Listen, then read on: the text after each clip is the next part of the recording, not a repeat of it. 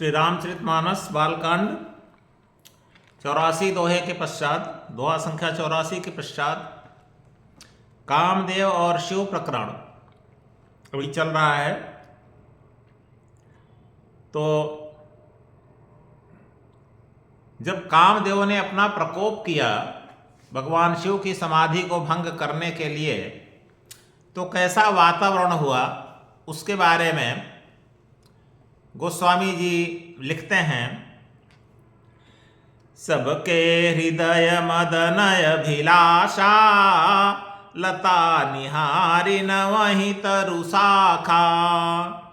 नदी उमगी अम्बुधि कहूँ धाई, संगम करहि तलाव तलाई। जहाँ असी दशा जड़न कै बरनी, को कहि सकई सचेतन करनी। पशु पक्षी नभ जल थल चारी, भय काम बस समय विसारी। मदन अंध व्याकुल सब लोका, निशिदुनु नहीं अवलोकहि को का।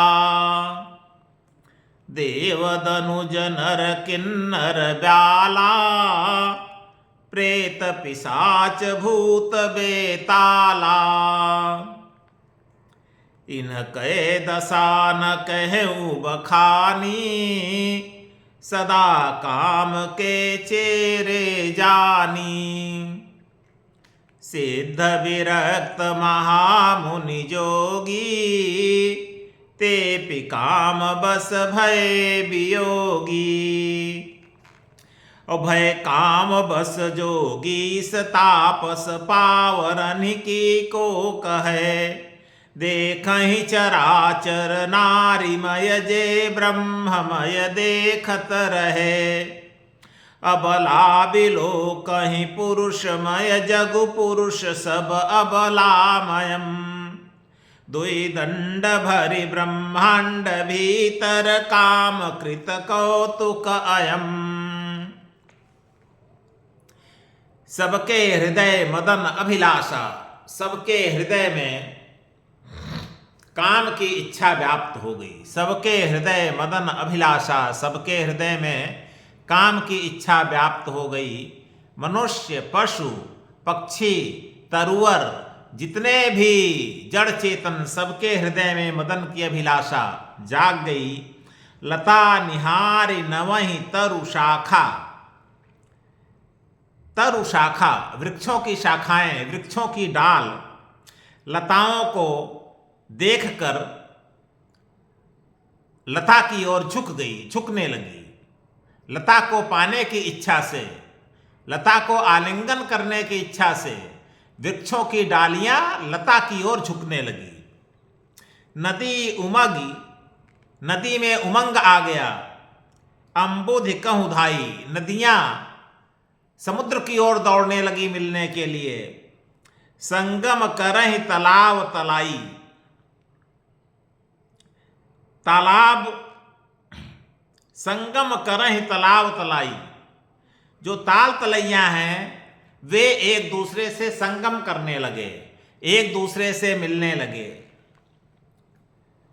तो जह असि दशा जड़न कै बरनी, जो जड़ हैं वृक्ष नदी ताल तलैया तालाब, ये सब जड़ हैं। जब जड़ की ऐसी दशा हो गई, जह असि दशा जड़न कै बरनी, जब जड़ की ऐसी दशा यहाँ कही गई, वर्णन किया गया। को कही सकई सचेतन करनी, तो चेतन जीवों के मन का वर्णन कौन कर सकता है। मतलब जब जड़ में ऐसी बात आ गई, जड़ मर्यादा को त्याग दिए, तो चेतन जीव जो हैं उनका मन कैसा हुआ होगा, वो कैसा व्यवहार उसमें किए होंगे, घर से कैसे भागे होंगे, तो इसका वर्णन कौन कर सकता है। पशु पक्षी नभ जल थल चारी, जलचर जल में रहने वाले, थल में रहने वाले, नभ में रहने वाले पशु और पक्षी, भये काम बस समय विसारी, वे अपने समय को भूल गए। जो उनका काम के लिए निर्धारित मान्य समय है उस समय को भूल गए और काम के बस में हो गए।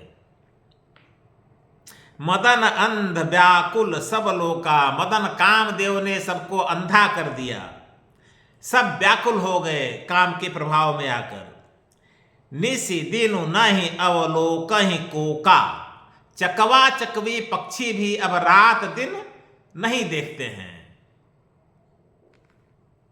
इतना काम में व्याकुल हो गए चकवा चकवी पक्षी।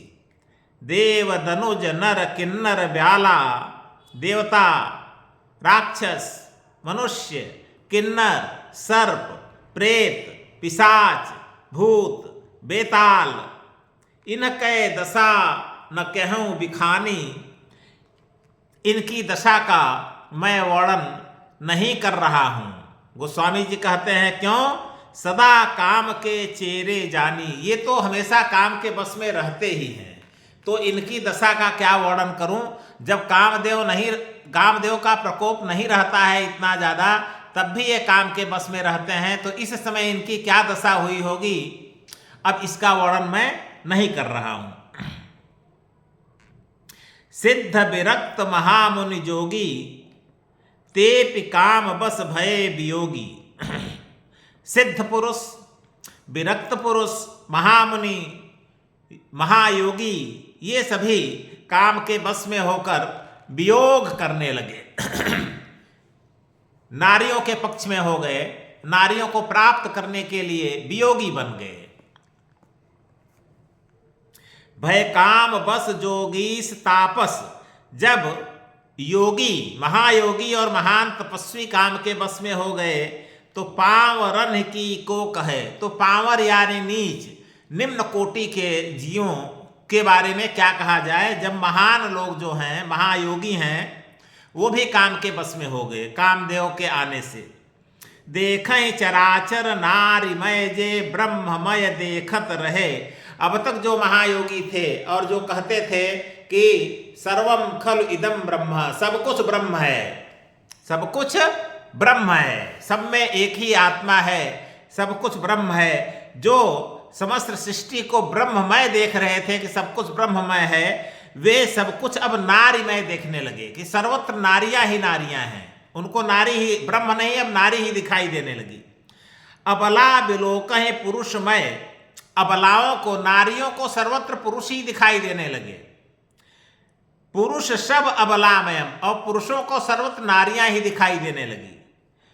दुई दंड भरि ब्रह्मांड भीतर काम कृत कौतुक अयम, दो घड़ी तक ब्रह्मांड समस्त ब्रह्मांड में कामदेव के द्वारा किया गया यह कौतुक यह तमाशा व्याप्त रहा 2 घड़ी तक। धरी न काहू धीर, सबके मन मनसिज हरे, किसी ने धीरज नहीं रखा, काम के वश में किसी ने धीरज नहीं रखा, सबके मन को कामदेव ने हरण कर लिया। जे राखे रघुबीर, भगवान राम ने जिनकी रक्षा किया, ते उबरे तेहि काल महु, वही उस काल में उबर सके, कामदेव से बच सके।